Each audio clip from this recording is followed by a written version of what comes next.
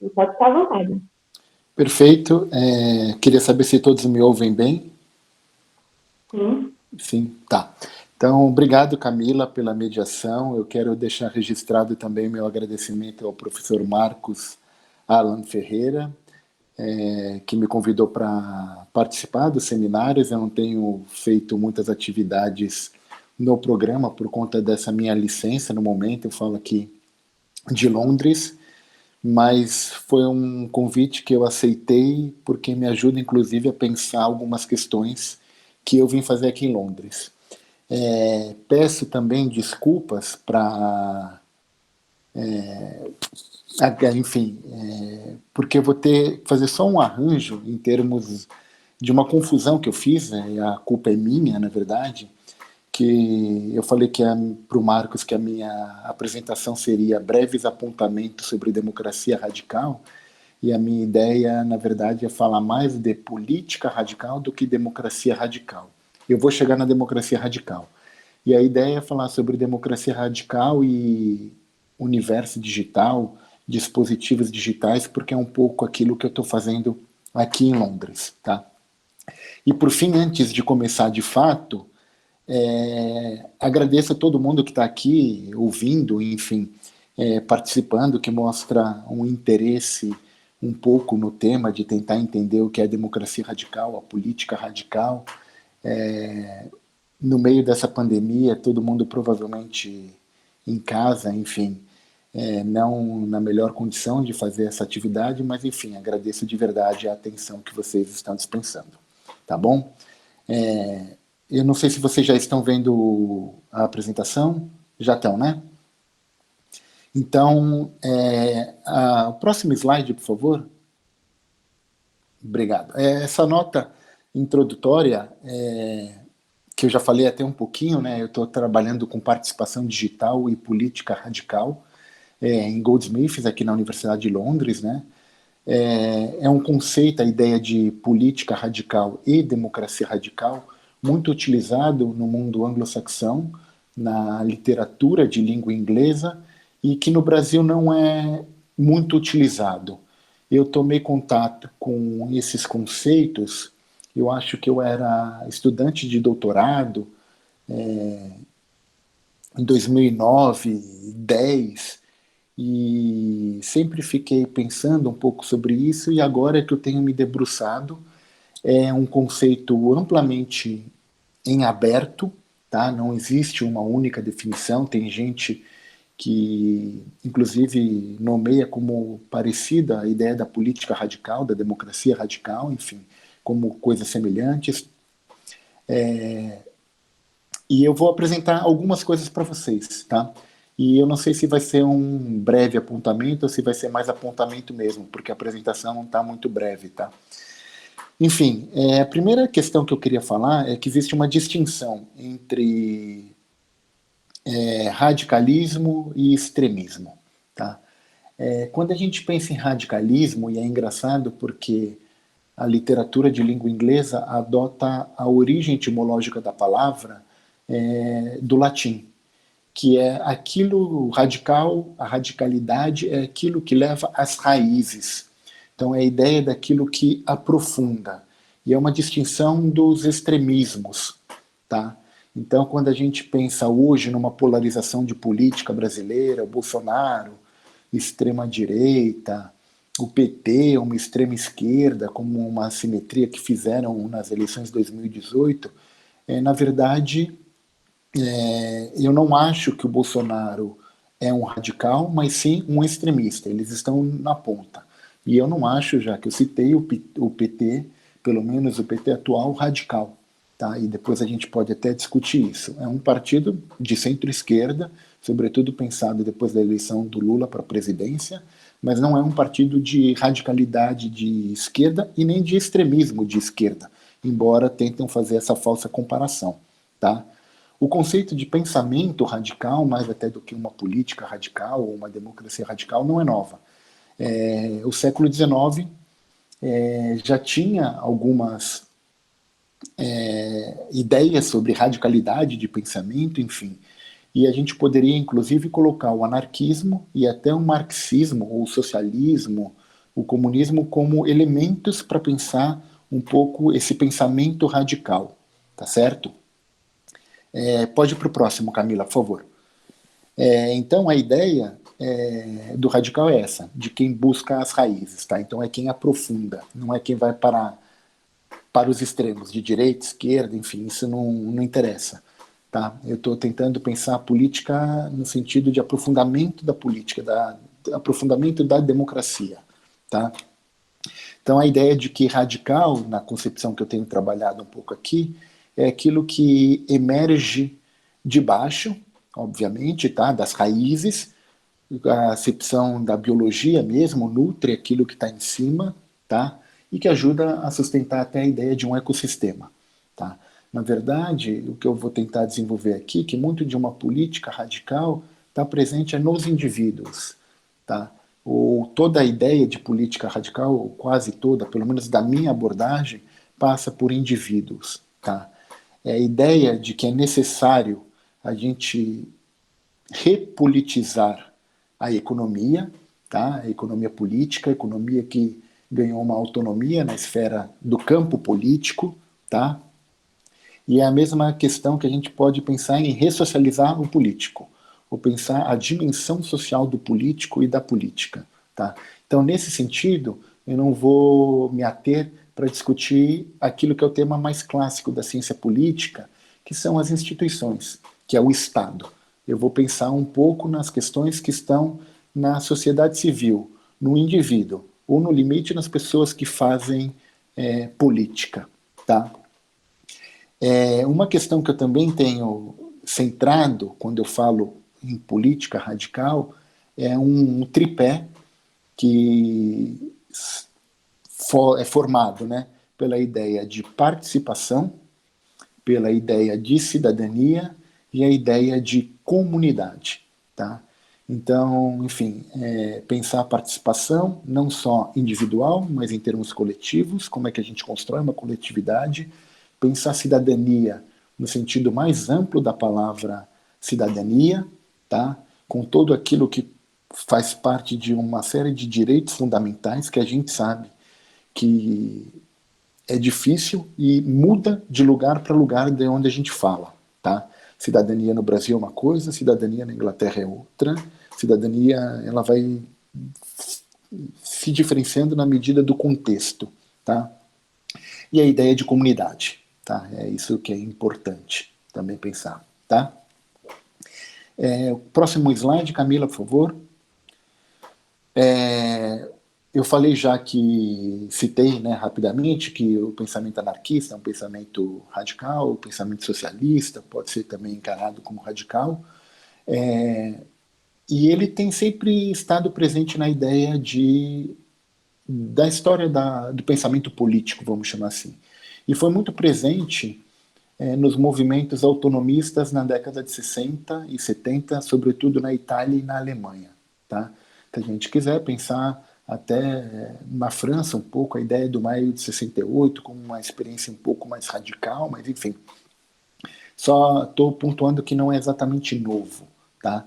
E retoma, mas a partir dos anos 2000, com a trilogia do Michael Hardt e do Antônio Negri, que começa com o livro Império, passa pela Multidão e depois o Bem-Estar Comum, como foi traduzido para o Brasil o livro chamado Commonwealth, tá?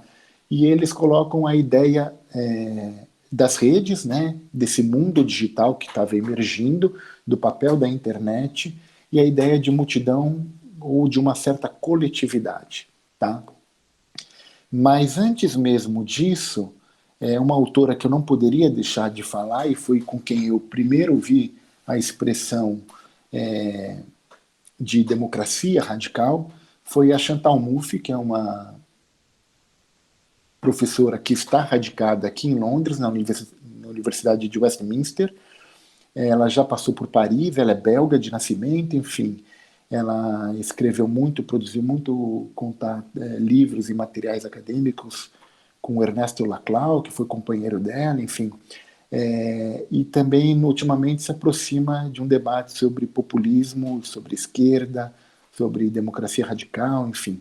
E ela escreveu um livro eu vou traduzir, está aí em inglês, né, o título original, Democracia Radical, Pluralismo, Cidadania e Comunidade, que foi escrito em 1992. Daqui a pouco esse livro completa aí 30 anos e a gente ainda não tem tradução para a língua portuguesa, que eu saiba, não sei em Portugal, mas no Brasil a gente não tem, enfim. É um pouco dela que eu também me inspiro, tá bom?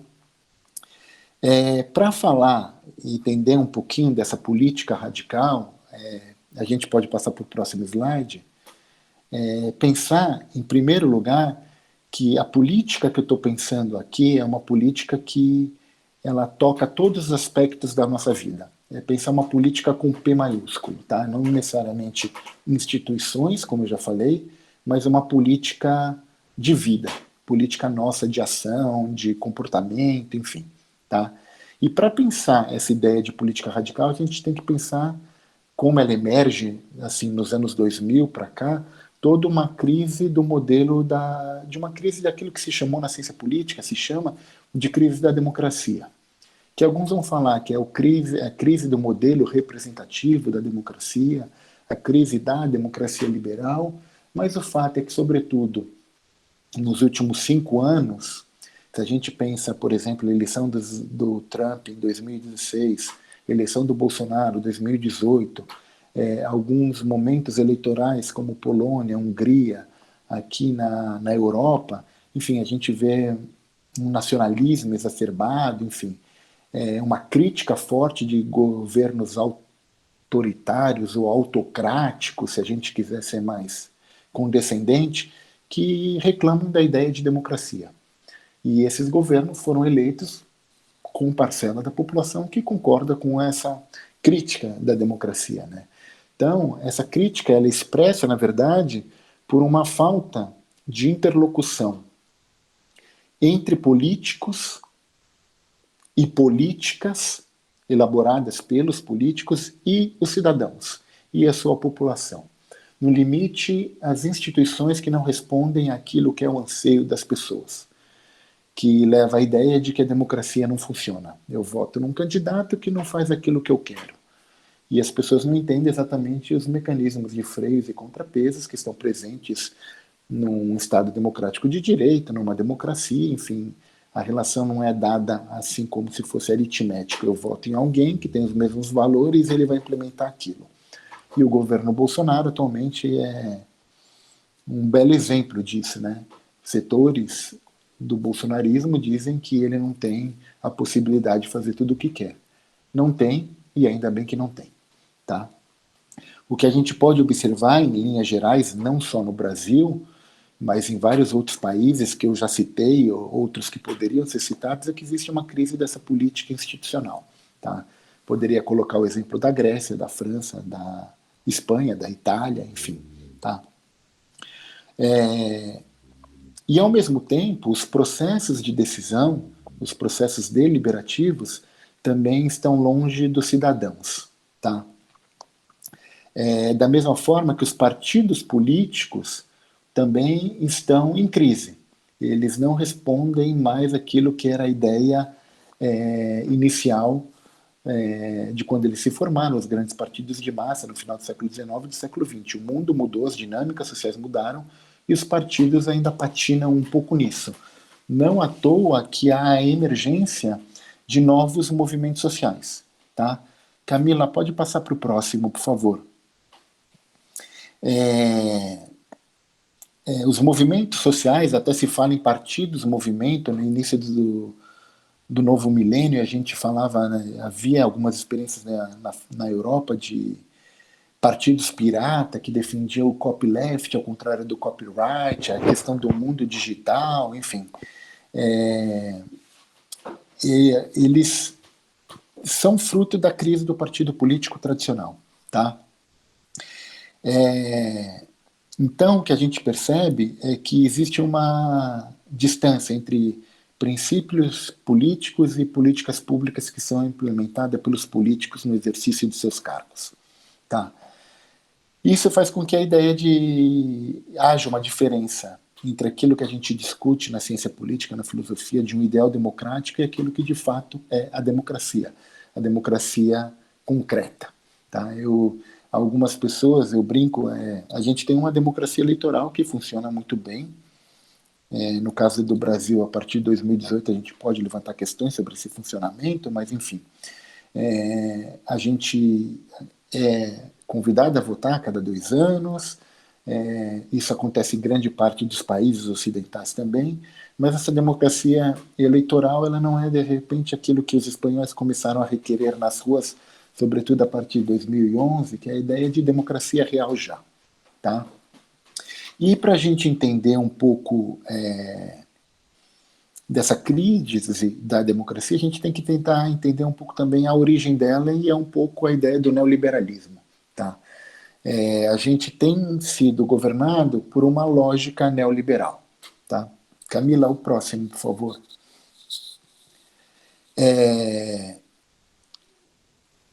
Esse neoliberalismo, né, que o Foucault cunhou a expressão governamentalidade, que é aquilo que as formas como se conduz a conduta dos homens, tá? A maneira como a gente é conduzido pelo Estado, tem interferido muito nas nossas práticas políticas, nas nossas práticas sociais, nas nossas práticas interpessoais, se a gente quiser. Tá? A lógica neoliberal ela faz com que estados, governos e indivíduos sejam submetidos à ideia de mercado. Tá? A ideia de mercado, princípios de, se a gente quiser, eficácia, eficiência, estão regendo políticas públicas, tudo passa a ser numerado. Tá? As grandes empresas têm muito mais poder do que os estados nacionais. Teve um debate agora, essa semana, sobre o Elon Musk e a questão do criador da Tesla. E a fortuna dele cresceu em 4 meses mais do que a produção do PIB da Bolívia, que é onde ele assumiu que ajudou a dar um golpe, enfim, contra o Evo Morales. Esses empresários, esses homens do dinheiro, do grande negócio mundial, essas empresas, se a gente quiser, elas têm muito mais poder do que o Estado. Então é dentro dessa lógica neoliberal que a gente vai transformando o que o Foucault diria a nossa subjetividade, a nossa relação com tudo, tá? Isso gera a grande crise de 2008, tá? E as consequências dela, que tem que a gente pode marcar 2011, que são as políticas de austeridade, né? O Estado não pode gastar, você tem que reduzir custos, enfim, todo um discurso que está presente no Brasil e em várias partes do mundo. O próximo, por favor. Nesse sentido, o que me ajuda a pensar um pouco a política radical também é a própria Wendy Brown, no livro Undoing Demos, que ela vai colocar a ideia de uma política radical como contraponto à lógica neoliberal. Tá? Então, a ideia de que a gente tem feito reduzido o tamanho do Estado, feito desregulação da indústria, a gente tem privatizado bens públicos, tá? Grande parte da Primavera Árabe emerge um pouco desses debates, assim como os movimentos ocupais, que são experiências de política radical, tá? E as necessidades humanas são transformadas em commodities, tá? Vamos ver aí a questão, por exemplo, se a gente quiser debater depois, a lei de saneamento que foi aprovada no Brasil, de privatização, enfim, que acontece em outros países, de água, esgoto, enfim, segurança pública, tá? Tudo passa a ser uma mercadoria que você compra e vende como se fosse qualquer outra coisa, tá?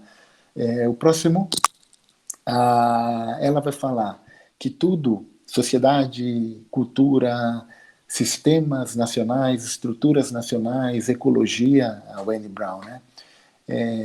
Passa por um processo de financiarização. É a ideia de financiarização da vida, se a gente quiser. Tem vários outros autores que passam por isso também.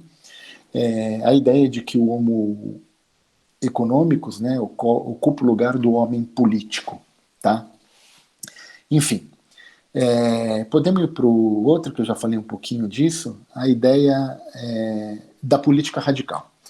O que eu vou me centrar aqui é da professora Natalie Fenton, que inclusive é quem tem me recebido aqui em Goldsmiths. Ela publicou em 2016 um livro chamado Digital Political Radical, que também não tem tradução ainda para a língua portuguesa, que ela vai tentar discutir de que maneira a gente pode pensar políticas radicais nesse universo do mundo digital, né? Ela vai colocar que a ideia de uma política radical progressiva ela está construída na esquerda. A gente pode até pensar depois em políticas radicais de direita, tá? Mas o meu foco, o meu recorte é política radical progressiva, se a gente quiser, né? E ela tá com base ela é baseada na ideia de cidadania e de participação cívica, tá? Que é o que funda a democracia, tá? A ideia de que a gente pode participar e é a participação, fazer a distinção do que eu falei um pouquinho lá atrás, não é a participação eleitoral, mas de que fato a gente torna as rédeas desse governo que conduz a gente como sendo nós mesmos, tá? Pensar em política radical, portanto, é pensar em mudanças de longo alcance, de longo prazo, tá? E é estabelecer uma crítica, isso é fundamental, à sociedade dominante, ou à política dominante, ou o status quo, tá? A política radical, ela vai atuar contra os desequilíbrios e desigualdades da economia, da cultura, da sociedade, do poder. Pensar em política radical hoje é pensar numa sociedade que seja de fato mais igualitária. E aí a gente pode colocar a ideia de raça, de gênero, de desigualdade econômica, tá? Como bandeiras ou como eixos da luta dessa política radical. Tá? O próximo, por favor. Enfim, uma das questões que fazem a política radical é o ativismo político, a ideia de participação, de fato, da vida política, seja em movimentos ou em aplicação e engajamento de mobilizações, de campanhas, políticas públicas, tá? A ideia é que a política radical, ela nunca acaba. Ela é quase como a ideia de democracia. Ela é aberta, interminável e está sempre num processo de construção, tá? Uma questão também importante que eu vou tratar no decorrer da minha fala é a ideia de resistência política, tá? Resistência ao status quo, resistência ao sistema econômico, tentar entender essa lógica que está por trás da política econômico, né? E pensar na ideia de pluralidade. Essa também é uma palavra que a Chantal Mouffe coloca para falar de democracia radical e que para a gente é ou deve ser uma coisa está sempre como norte, na ideia de pluralidade, tá? Então, para Natalie Fenton, os processos e dinâmicas, seja de inclusão em todos os aspectos, de engajamento, de debate e luta, são aquilo que ela chama de política, tá? Com letra maiúscula. Tá?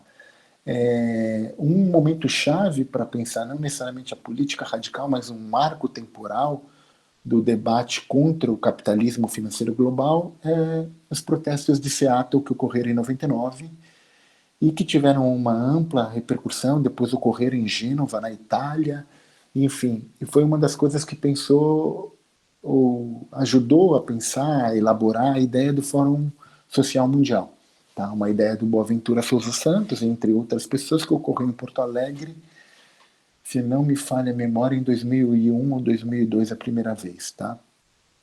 Então, assim, a ideia é que esses protestos, essa resistência, essa política radical, ela está presente, sempre na vanguarda desses movimentos e dessas mobilizações, tá? Ali são pequenos espasmos de uma política radical, ou de pessoas tentando mostrar, ó, a gente está aqui e a nossa opinião deve ser levada em conta.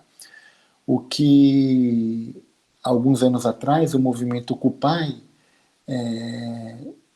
procurou ressignificar ou dar uma nova roupagem quando falou dos 99%. Tá? A política para 99% não é para 1%. Tá? A política radical serve, portanto, então, na definição da Natalie Fenton, para pensar movimentos sociais, tá? pode ser alianças de grupos, organizações e indivíduos mesmos. Tá? Obrigado, Camila, esqueci de falar para passar. E já podemos até ir para o próximo, que eu já falei isso. E se depois as pessoas quiserem, tem uma cópia dessa apresentação, desses slides que estão me servindo de rumo, que podem ser disponibilizadas para vocês, tá bom? Enfim, a política radical contemporânea, assim, essa que eu estou pensando agora, dos últimos anos, ela tem, no advento da internet, do mundo digital, da mídia digital, uma questão que ajuda na sua elaboração, ou ajuda em pensar esse aporte teórico, tá? E isso tudo a gente vai debater daqui a pouquinho, mas é porque, da mesma forma que o capitalismo se tornou transnacional, os movimentos sociais também se transformaram de modo transnacional.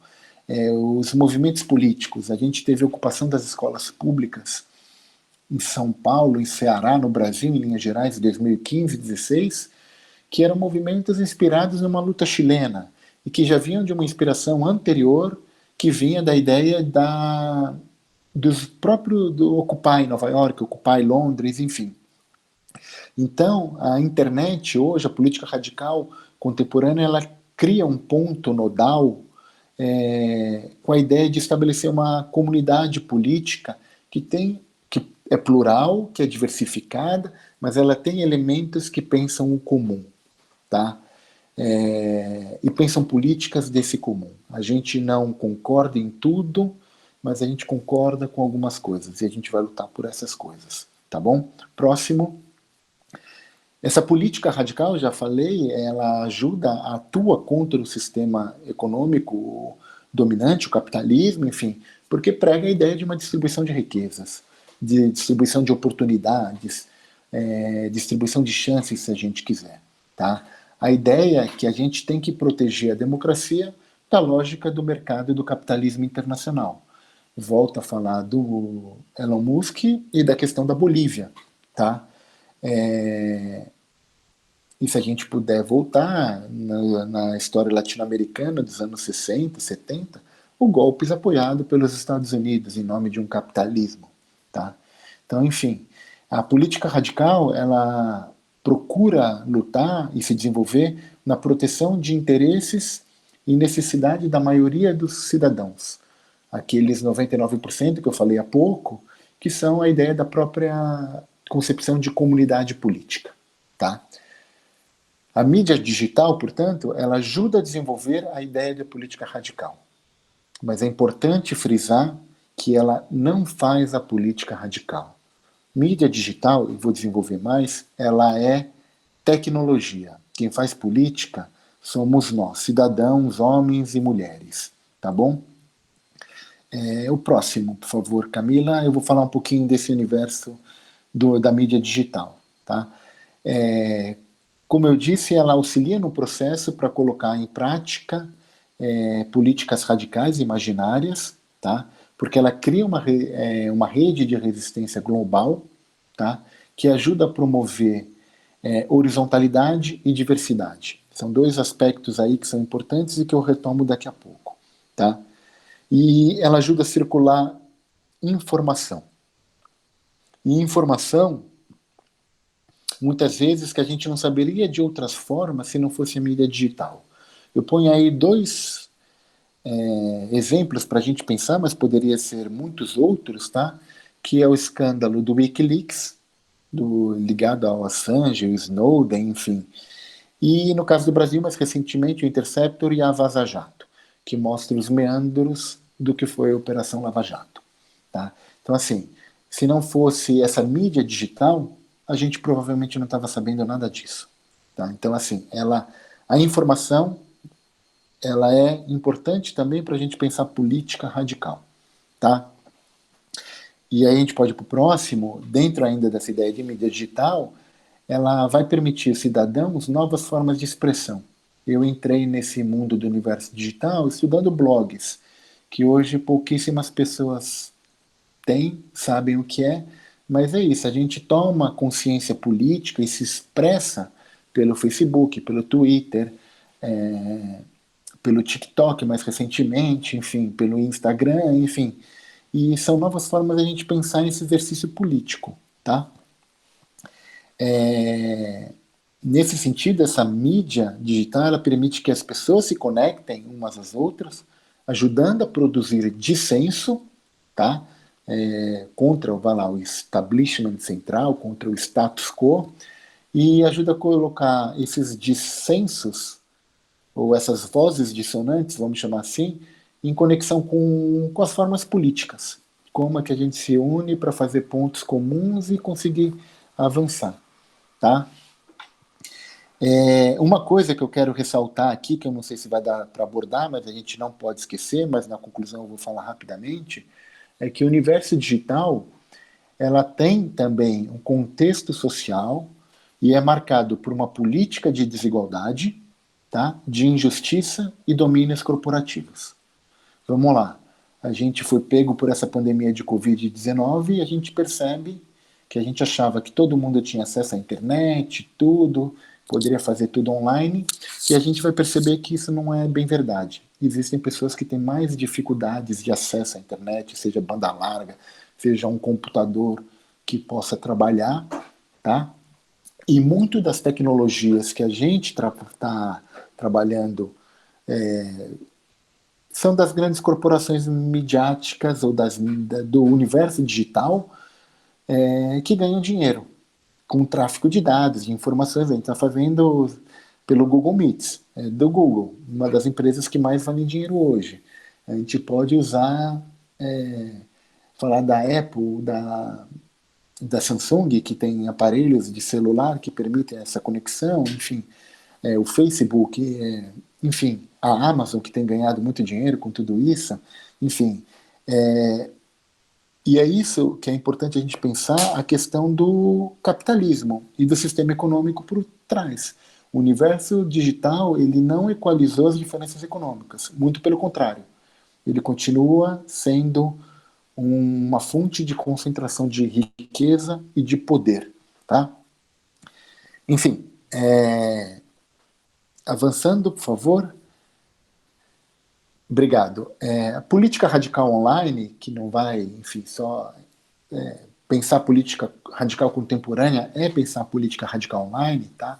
Ela é marcada pela ideia de horizontalidade, ou seja, a ideia que o Deleuze chamava de rizoma, são redes que se conectam sem uma liderança central, na maior parte das vezes, e sem uma grande hierarquia, tá? Então, isso está presente nesses movimentos contemporâneos que eu já falei. É óbvio que quando a gente vê os movimentos crescerem, se institucionalizarem, a gente pode pensar no Podemos na Espanha ou no MBL no Brasil, a gente percebe uma certa hierarquia. Mas enquanto eles estão nos movimentos de base, eles tendem a ser mais horizontais e menos hierárquicos, tá? São profundamente diversos, a ideia de diversidade, tá? E o que faz a ideia dessa política não necessariamente da democracia representativa, o que a Natalie Fenton vai chamar de uma política de não representação. Tá? Isso é baseado em protocolos de comunicação abertos, que produz informação, mas também produz uma identidade que é autoproduzida, no sentido de nós mesmos, enquanto vamos fazendo as ações políticas, vamos produzindo a nossa identidade. Tá? E, obviamente, nesse mundo de fluidez, as mobilizações passam a ser mais informais e fluídas. Tá? A gente consegue informações sem estar necessariamente pensando no modelo mais tradicional. Tá? Isso abre, obrigado, a, a possibilidade, né, para aquilo que a Naomi Klein, já nos anos 2000, falava que a internet é de fato uma ferramenta de mobilização política. Tá? E o que ela permite é um ativismo internacional. A internet, a mídia digital, ultrapassa a noção de fronteira tão tradicional da política, do Estado-nação. Então, as fronteiras que eram importantes no século XIX, no século XX, elas passam a ser rompidas pela questão do mundo digital. Tá? Questão dos Wikileaks, que eu já falei, questão da revolta dos pinguins que inspira, no Chile, que inspira as revoltas e as ocupações das escolas públicas no Brasil, em 2015, 2016, e o que a Naomi Klein vai colocar é a ideia de que tanto a internet como as mídias sociais, elas colocam as pessoas em maior contato com a política, sem atribuir se é uma política, juízo de valor, se é uma política boa ou ruim, tá? Mas é óbvio que ela não torna a estrutura das instituições mais democráticas. A gente já está falando de um universo da internet que tem 20 anos, mais ou menos isso, pode ser um pouquinho mais, um pouco menos, vai lá.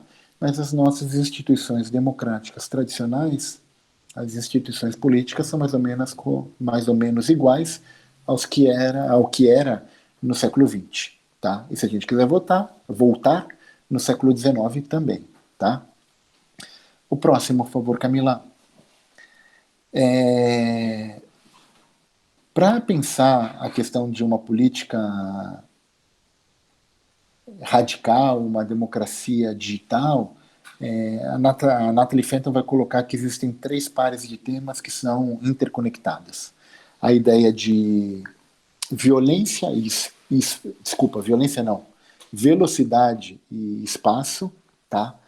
É isso, a comunicação fica mais rápida, mais fluida, sem barreiras, tá? E a gente percebe também uma transmutação no espaço político que altera tanto o nível local, se a gente quiser, tanto as nossas experiências subjetivas, política em nível local, até a política em nível internacional, tá? Com o mínimo de recurso, a gente consegue fazer algumas questões políticas, tá? O segundo par que ela vai colocar é a ideia de conectividade e participação, que é a ideia de que amplia a voz de quem não tem, que eu já falei, e que dá um certo empoderamento social através da participação. A gente vê hoje grandes movimentos ganhando essa ideia de empoderamento, tá? E como a mídia digital ajuda. Então, se a gente quiser pensar num exemplo concreto bem recente, o movimento Black Lives Matter e o assassinato de George Floyd nos Estados Unidos, em Minneapolis, e o que tem acontecido no Brasil também, da violência policial contra a população negra, que as pessoas têm tido a oportunidade de gravar essa violência, essa letalidade, se a gente quiser, essa criminalidade policial que ocorre contra essas populações periféricas e, obviamente, dá um sentido de empoderamento, porque, inclusive, chama atenção, é prova de crime e chama atenção contra todo esse arcabouço de ações ilegais que se faz contra a população que é marginalizada, tá? E o terceiro par que ela vai falar é a ideia de diversidade e horizontalidade, tá? A internet como uma ferramenta, tá? Que ajuda em novas formas de protesto político, se a gente quiser, tá? Que age de maneira decentral e horizontal, como eu já coloquei antes. O próximo, por favor. Camila, deixa eu fazer uma pergunta. Eu tinha 40 minutos, é isso? É isso, sim. E acho que eu já Mas, cheguei nos 40 minutos, né? uhum. Sim, Tá, eu mas fique à vou. vontade. Tá, eu sei que eu me alonguei um pouquinho. Eu vou tentar concluir nos próximos 10, tá bom? Ah, tudo bem. Desculpa. Bom, aí eu vou falar um pouquinho agora, então, da Chantal Mouffe, a ideia de democracia radical, tá? Que é sair dessa política para pensar o conceito dela de democracia, tá? Que está baseado na ideia de liberdade e igualdade. De que maneira a gente pode ampliar e aprofundar a democracia pensando assim, numa contestação do domínio da maioria, tá? De que maneira a gente contesta uma maioria? Então, enfim, se a gente pensar no caso concreto do Brasil, o Bolsonaro foi eleito pela, o pessoal falou a maioria, o pessoal gosta de falar a maioria da população votou no Bolsonaro. Não, não foi a maioria da população, foi a maioria dos eleitores. E não nem a maioria dos eleitores, porque a gente tem mais ou menos 110 milhões de eleitores e quem votou nele foram 57 milhões. Foi a maioria dos votos válidos que deram a possibilidade do Bolsonaro se tornar presidente. E como é que a gente luta contra essa maioria? Tá? É óbvio, dentro do arcabouço do Estado Democrático de Direito e da legalidade. Tá? Então, de que maneira a gente pensa essa democracia radical e esse embate com a maioria? Não é porque é a maioria que dá direito de se sobrepor à minoria. Tá? Isso já é uma velha lição dos princípios, se a gente quiser voltar lá, inclusive no Stuart Mill, ainda no século XIX, vários outros debates democráticos que a minoria deve ser respeitada. Tá bom? O próximo, Camila, por favor. Tá? Então, a ideia que a Chantal Mouffe coloca é que a democracia radical deve ser articulada com a ideia de soberania popular e igualdade cívica. Tá? Então, a gente tem que pensar novas concepções de direitos, de significados para as palavras liberdade e igualdade. Tá? Ela também pontua que as relações capitalistas são um obstáculo para a realização da democracia. Tá? E ela vai defender que liberalismo político, isso é importante para pensar a MUF, e liberalismo econômico são coisas distintas. E o que a gente vê atualmente é a preponderância desse individualismo econômico e não do liberalismo político. Tá bom? O próximo, por favor. Então, outra coisa que é fundamental para pensar a ideia de democracia radical, para Chantal Mouffe, é a ideia de pluralidade. Tá? Ela vai desenvolver em outros livros a ideia do agonismo. O sistema político deve tratar as pessoas como adversários, não como inimigos a serem exterminados, enfim. Tá?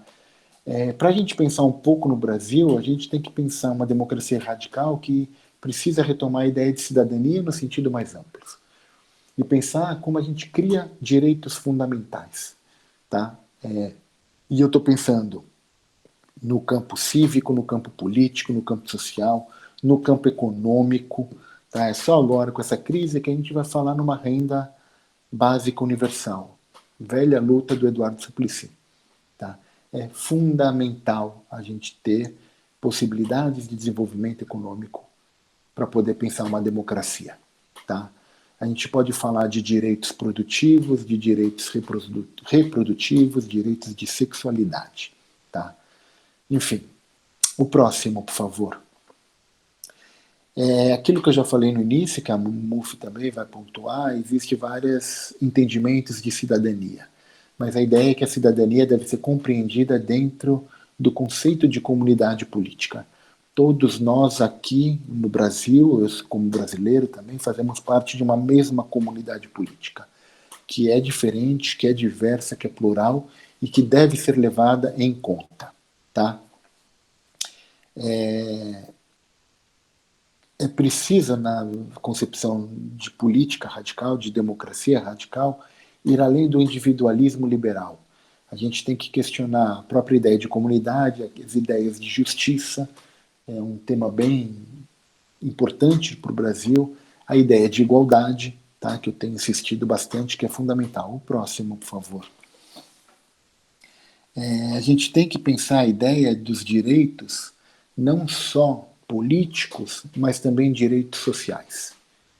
E estabelecer um link, a ligação entre cidadania política e cidadania social, que é isso que o neoliberalismo tem quebrado.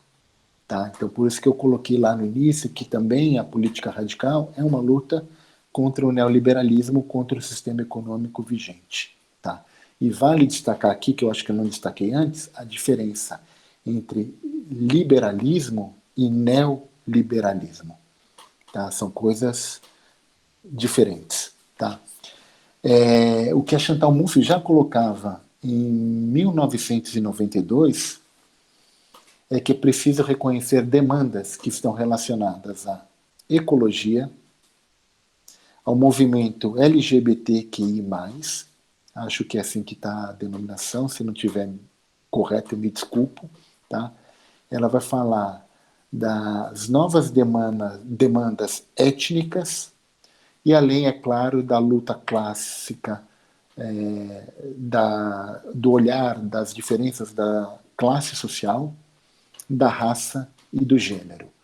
E isso foi escrito em 1992 e a gente está em 2020, parece que a gente está acordando para isso agora. Tá? A ideia para pensar a política radical, a democracia radical, é que o cidadão ele deve ser ativo. Ele é um indivíduo que faz parte da coletividade e deve exercer o poder nessa comunidade. Ele deve estar engajado. Fazer política é o exercício do seu poder pessoal também. Tá?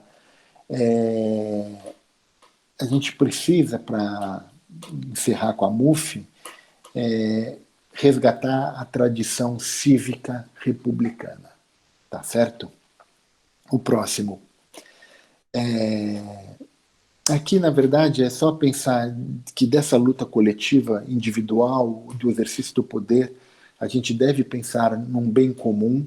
Inclusive, essa ideia de comum tem crescido muito no debate político, social, sociológico dos últimos anos. Eu não vou entrar na seara agora. E outros dois autores que pensam também a ideia de democracia radical é o Orkun Fung e o Joshua Cohen, que vão falar como dois pontos fundamentais a ideia de participação e deliberação. Tá? Não vou ter tempo de explorar, mas isso fica para uma vez futura, em breve, espero. Tá? Então, assim, para encerrar, de fato, as considerações finais. Para pensar política radical, democracia radical, é necessário pensar em ações que impactem as relações de poder.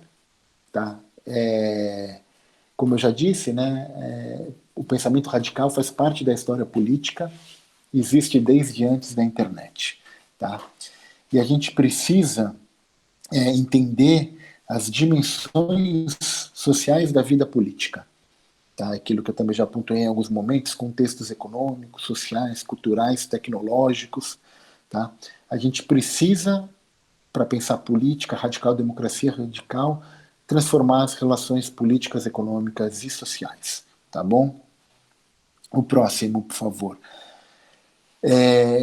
Uma coisa para a gente pensar a política é olhar para os pequenos grupos de poder local, para a gente pensar como que está germinando um sistema democrático. Foi assim que aconteceram nos movimentos na Espanha, da Primavera Árabe, por mais que tenham sido mais ou menos bem-sucedidos, às vezes mal, mais efêmeros, mais duradouros, no nível do poder local que muitas vezes a gente consegue agir e pensar de modo mais radical. Tá? A ideia é que a gente possa criar uma identidade coletiva que seja contra-hegemônica. Tá? Pensando na ideia desses indivíduos autônomos que atuam no direcionamento de uma determinada coletividade. Tá?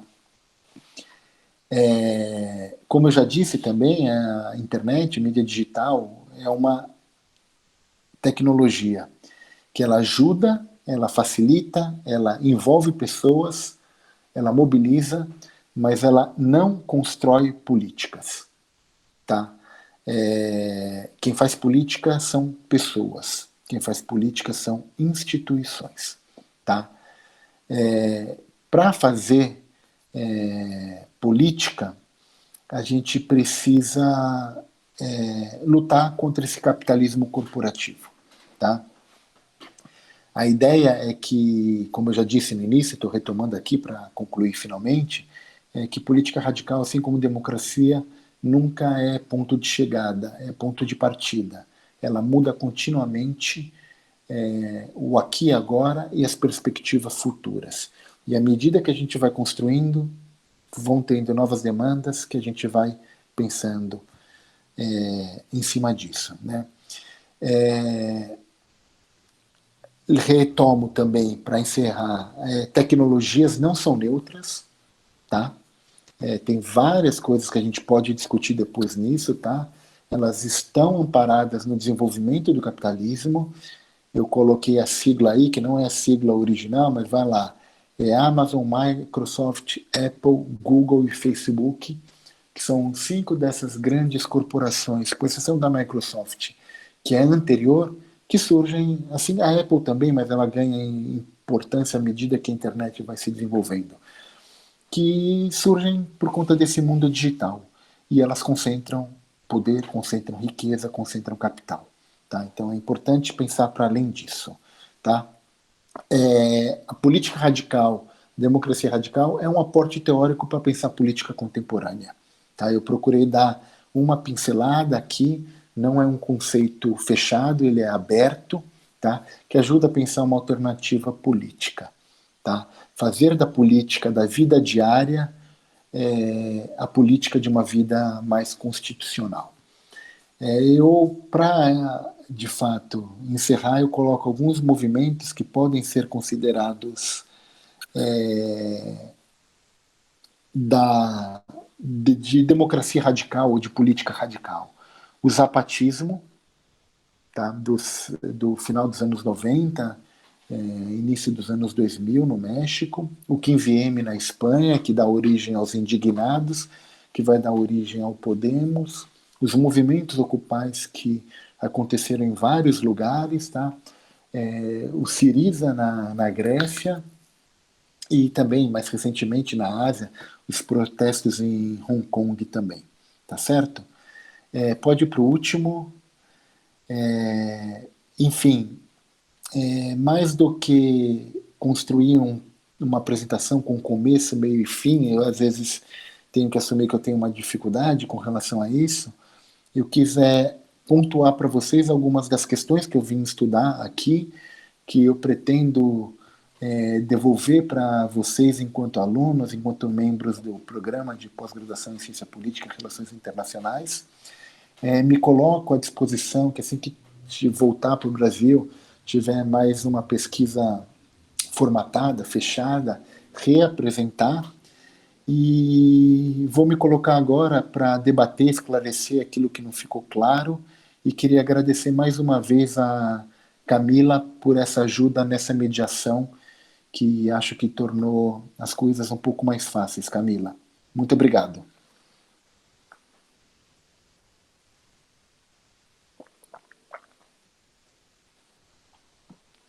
Oi.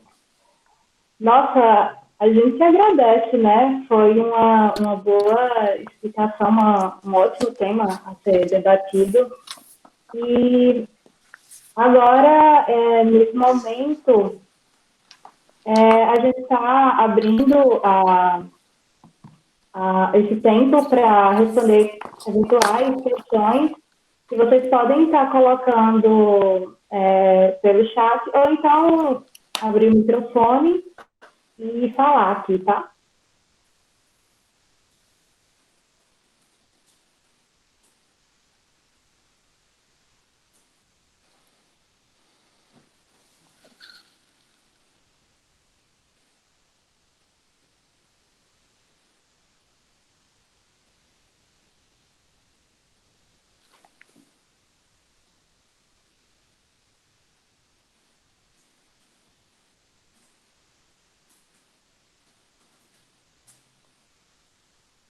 Sim, Pedro, pode falar.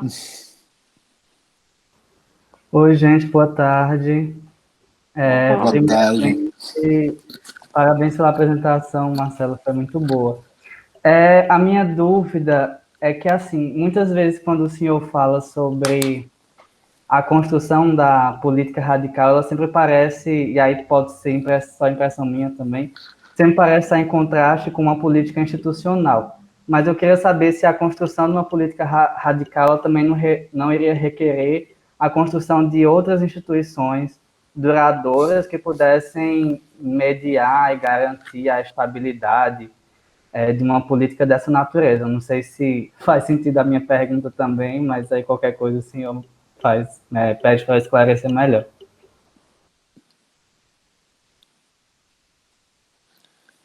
Posso responder ou tem mais gente?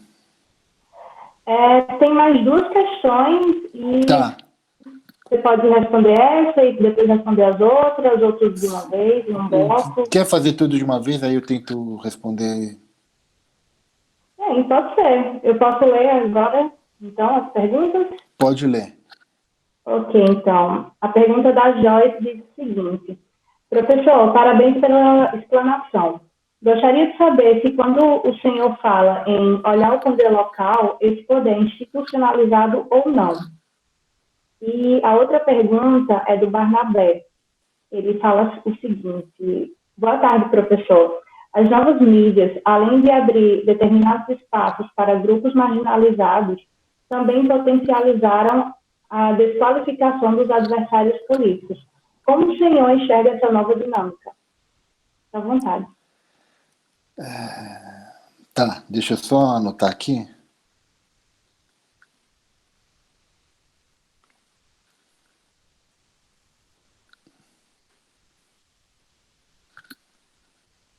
Vamos lá. Eu acho que eu vou começar pelo Pedro, tá? Seguir um pouco a ordem. Pedro, se não ficar claro a minha resposta, se você quiser aprofundar, a gente vai avançando, tá? Mas vamos lá. Quando eu falo a política radical se contrapõe contra a política institucional, eu diria que sim, porque no momento a política institucional está baseada nessa ideia de uma lógica econômica muito forte, que, como eu pontuei na minha apresentação, e talvez não tenha aprofundado, ganha força a economia muito mais do que o campo político, em detrimento da política. Então, hoje, a política radical ela se coloca como em contraponto a uma política institucional, mas isso não é obrigatório. Mas é porque a política institucional ela está muito engessada por uma lógica econômica. Basta a gente pensar a ideia das políticas de austeridade, tá, que surgiram a partir de 2008, ou a preponderância dos grupos multinacionais em relação a determinadas políticas de soberania locais. Aí o exemplo que eu citei, eu acho que duas vezes, da Bolívia e do fundador do Tesla, né, que era carro, eu não sei se é mais só carro, enfim, carro elétrico, por isso precisa do lítio, e falou, a gente foi golpe, a gente golpeia quem quiser, enfim, então tem essa preponderância. Então ela acaba se colocando, sim, um pouco contra a política institucional. Mas para fazer ou para exercer a política radical, é, ela de fato ela cai num grande tema que tem sido discutido hoje, inclusive dentro desse movimento, dos novos movimentos sociais, é a ideia da institucionalização desses movimentos sociais. A política, os atores que fazem a política radical, em algum momento eles vão se institucionalizando. O Podemos é a expressão disso.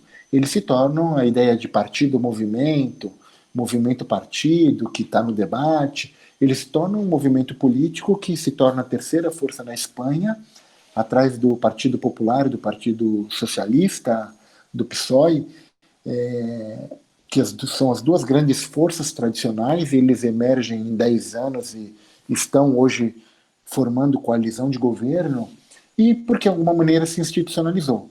Porque é isso, não tem como pensar hoje uma política radical que rompa com as instituições. A ideia não é romper. Eu não tive tempo de incluir no debate, mas tem um autor que para mim é muito importante, que é um brasileiro, é o Antônio Cândido. Ele escreveu um texto, Radicalidades, em 1988, que ele vai falar de pensamento radical no Brasil, e ele vai falar de Manuel Bonfim, Sérgio Buarque de Holanda e Joaquim Nabuco. Mas ele vai falar assim, o pensamento radical, ele não é revolucionário, mas ele é transformador. Eu acho que a ideia passa um pouco por aí. A política radical, assim como a democracia radical, eles não querem romper com as instituições, mas eu diria que querem aprofundar. A democracia radical, ela é radical quando a gente pode, por exemplo, deliberar mais vezes sobre assuntos que são pertinentes à comunidade política. e não só no momento eleitoral. Por isso que é importante fazer uma distinção entre democracia eleitoral e uma democracia mais efetiva, ou uma democracia, para usar o termo que a gente tem usado, radical, tá? Mas sim, em algum momento esses movimentos eles acabam se institucionalizando. E é um grande debate tanto na sociologia como na ciência política hoje no Brasil, tá? Não sei se foi muito claro, mas enfim, depois a gente pode continuar conversando, tá? Eu vou passar para as outras questões, mas enfim, a gente pode voltar. A questão da Joyce, né? Olhar o poder local e se esse poder é institucionalizado ou não. Vamos lá. Eu tenho analisado algumas. No ano passado, na Unbox, eu apresentei um trabalho que analisava as experiências de alguns laboratórios, tá? Então, que laboratórios de inovação cidadã, porque tem laboratório para tudo. A UFPB mesmo deve ter um monte de laboratórios. E eu não estou falando na acepção mais tradicional de laboratório de química, biologia, de pedras, enfim. Eu estou pensando esses laboratórios novos que vão surgindo nos últimos anos. E a gente analisou duas experiências, um Media Lab Prado, que é na cidade de Madrid, e o outro era o City Lab Cornellà, que fica na região metropolitana de Barcelona. Esses laboratórios de inovação cidadã, é o que a gente analisava, eles agregavam desenvolvedores de software, hackers, se a gente quiser, cidadãos engajados na política, pessoas que participaram dos movimentos indignados, do 15M, para pensar de que maneira esse conhecimento poderia se tornar mais efetivo e colaborativo para tentar transformar cidades. Então, eles se aliaram à universidade, que tem um papel importante, no caso de Madrid, ao Museu del Prado também, importante museu lá em Madrid, que permitia que ativistas culturais, artistas também, enfim, cidadãos plurais, produzissem conhecimento para atuação local, tá? E a gente viu, por exemplo, tanto em Barcelona como em Madrid, duas experiências que surgiram desses laboratórios. Em Madrid, um dispositivo de internet chamado Decidim, desculpa, isso é em Barcelona. Em Madrid é o Decidi, que ajudavam as pessoas a definir sobre políticas locais. Tá? É óbvio que a gente teve... a Espanha teve nessas duas cidades a eleição, a Ada Colau, por exemplo, em Barcelona, que ela era desses grupos que fizeram as ocupações na praça, ligados ao Podemos, enfim, então de experiências de gente de cidadania engajada. Tá? Não são necessariamente o olhar ao poder local experiências institucionalizadas, mas é óbvio que para se tornarem mais efetivas depois você depende de um diálogo com o poder público. A gente poderia formar um laboratório no FPB, pensar em uma série de coisas.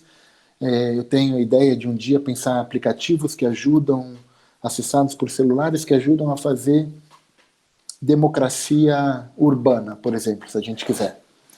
Se o poder público institucional, oficial, não encampa, a nossa ação, a nossa intenção ficaria muito comprometida, tá?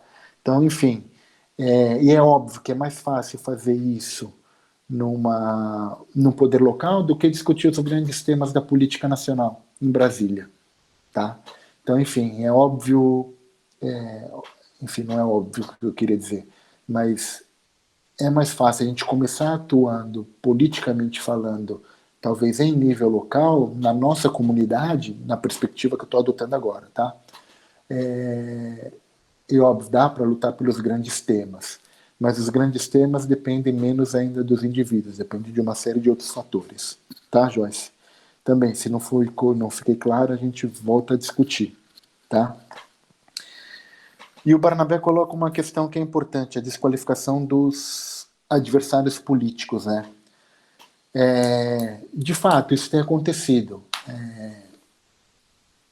As ferramentas de redes sociais, né, ou redes insociais, se a gente quiser, elas têm fomentado um pouco isso. Mais do que a desqualificação dos adversários políticos, porque eu acho que desqualificar sempre teve no debate político, ela tem até atuado de uma maneira mais extrema, de criar mentiras, de criar as fake news, de, enfim, agir contra a lei, financiando grupos ou robôs para desqualificar, usando seu termo, o adversário, né? Mas eu acho que aqui vale a pena retomar um pouco o que é a discussão política. Na verdade, são grupos que não fazem discussão política, porque a discussão política ela se dá no campo de ideias, não nessa desqualificação, muitas vezes em nível pessoal. Isso não é fazer política. É óbvio que afeta a política, mas não é fazer discussão política. E aí no Brasil, a gente é muito mal preparado, formado para fazer discussão política. Tá?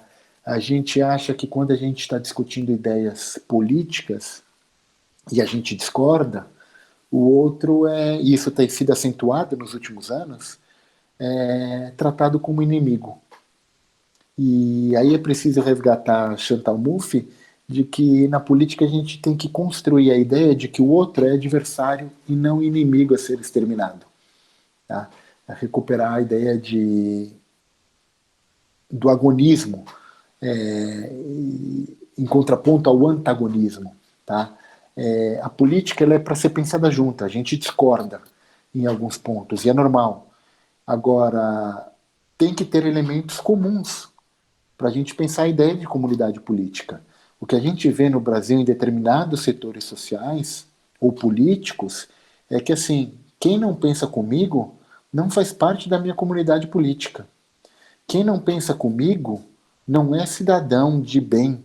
Quem não pensa comigo não é nem brasileiro, não é patriota. Enfim, eles se apropriam de umas palavras, de alguns conceitos que não são necessariamente conceitos que correspondem à verdade ou à realidade. Tá? O Bolsonaro, as pessoas vão falar, é extremamente democrático.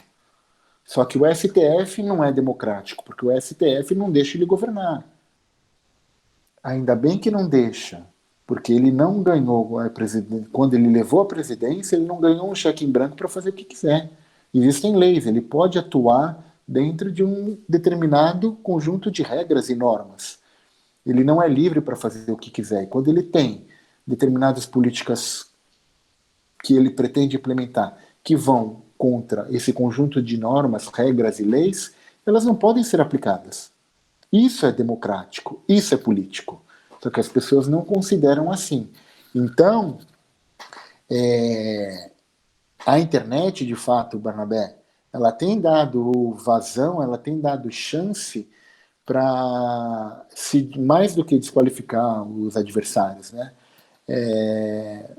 políticos, ela tem criado uma realidade paralela entre aqueles que não comungam dos valores e, assim, quase que numa totalidade, não fazem parte do nosso grupo. E isso fica muito claro se a gente analisa um racha que teve aí na direita com a saída do Sérgio Moro. O Moro passou a ser comunista para determinados setores bolsonaristas, para você ver o nível em que a gente chega de ausência de debate político. Tá? Porque é óbvio que o Moro não é comunista. Tá? Várias outras coisas, não comunista. Mas é isso. O MBL, que deu apoio ao Bolsonaro, vem desde o golpe contra Dilma, enfim, sustenta o Bolsonaro no início, racha. Não, o pessoal do MBL não é bolsonarista.